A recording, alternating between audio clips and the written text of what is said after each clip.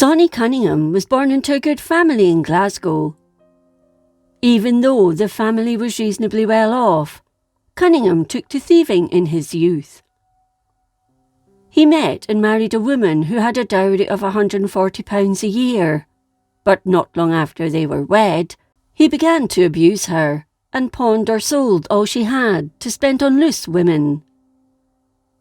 He would spend his days and most nights in taverns and alehouses, spending her money freely. Within 5 or 6 years, all of her money and her estate had gone. Her friends tried to break the couple up due to his ill treatment of her, but she told them she loved him and she stuck by him. She hid from him what people thought of him. One night, when the couple were in bed, she told him how constant her love for him had always been, but also how 3 or 4 others implored her to break her marriage vows, especially Mr. Hamilton, a wealthy lawyer. Cunningham appreciated his wife's honesty and pressed her to give in to the lawyer's advances, provided he came down with a good sum of money. His dutiful wife went to the lawyer and told him what her husband had coached her to say. Needless to say, Hamilton was delighted at the outcome, and he began pursuing her. Having promised her £100, a date and time was agreed when he would meet her, which, when it arrived, the lawyer did at the appointed place, where he was informed her husband had gone to Aberdeen and wouldn't be home for another 10 days or so. They then went to her house. It was here he gave her 2 purses of gold and tried to get her into bed. It was at this point Cunningham jumped from under the bed and beat the lawyer with a club. His wife looked on, horrified. She never believed it was her husband's intention to kill him, but kill him he did. Cunningham told her not to worry and that he would take care of the body. He carried the dead man on his back and took him back home, placing him on the seat in his outside privy, hoping whoever discovered him would believe he was killed there.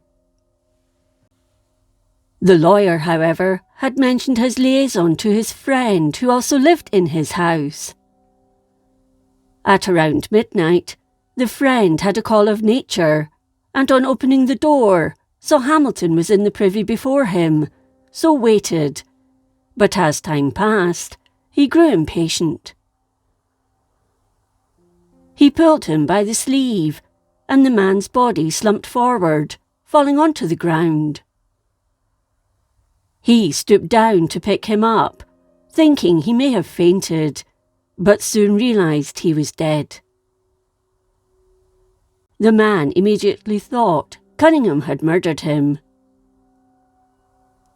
He lifted the body onto his shoulders and carried it to Cunningham's house, dumping it at the front door, then returned to Hamilton's house and went to bed.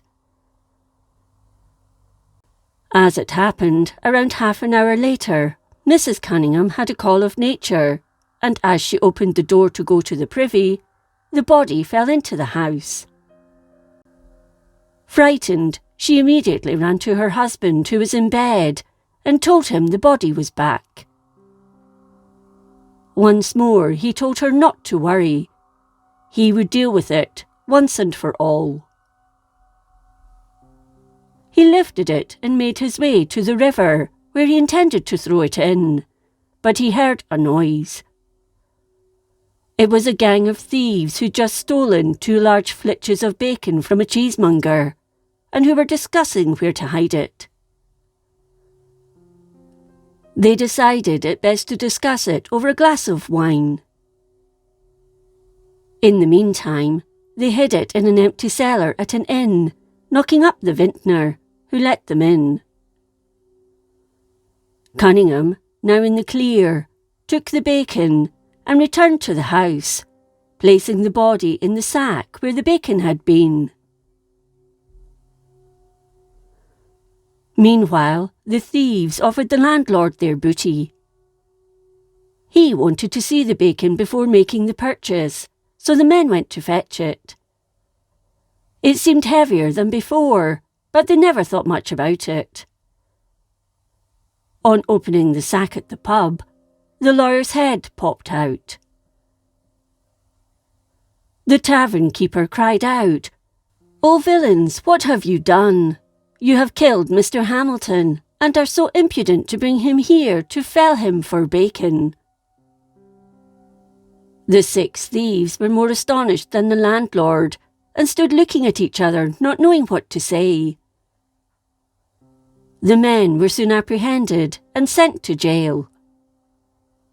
They pleaded their innocence, but were found guilty of murder as well as theft, and were hanged shortly afterwards.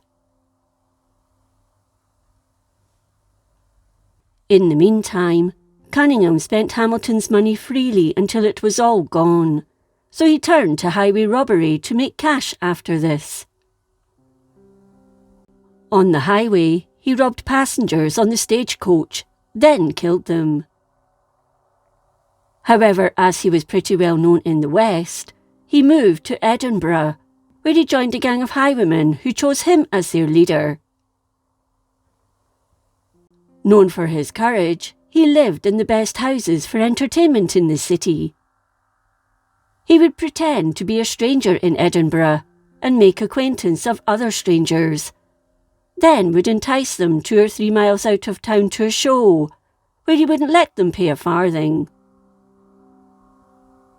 On their return, the gang would be waiting and would drop them all, including Cunningham, so as to allay any suspicion he was involved, but afterwards he would end up with the majority of the goods and money. Once, Cunningham and 2 of his accomplices challenged 3 Edinburgh citizens, saying the horses they had been stolen from them, and that if they didn't return them to them immediately, they must expect to face the consequences. The 3 men handed over the horses and their money to the men, just glad to escape with their lives. However, Cunningham's days were numbered. He paid a visit to his uncle, William Bean, asking him for any valuables he had in the house, but the old man rebuked him for what he was doing. Cunningham listened to his uncle for a time, then rose calmly from the chair and stabbed him in the heart. A servant came rushing in to see what the commotion was, as she'd heard a crash as Bean's body fell to the floor. Cunningham grabbed the woman and cut her throat. He then robbed the house of all money and valuables he could find, then set it on fire, thinking it would cover up the murders. Neighbours noticed the fire and managed to eventually put it out. Inside, they found the bodies of Bean and the maid. Cunningham's friends finally deserted him when they were captured, giving him up to the authorities. He was tracked down and apprehended before being imprisoned in the toll booth. Many witnesses to his crimes came forward. He was sentenced to death, and as he walked up to the gallows in Leith on 12th April 1635, he remained calm and determined, showing no sign of fear as he met his fate.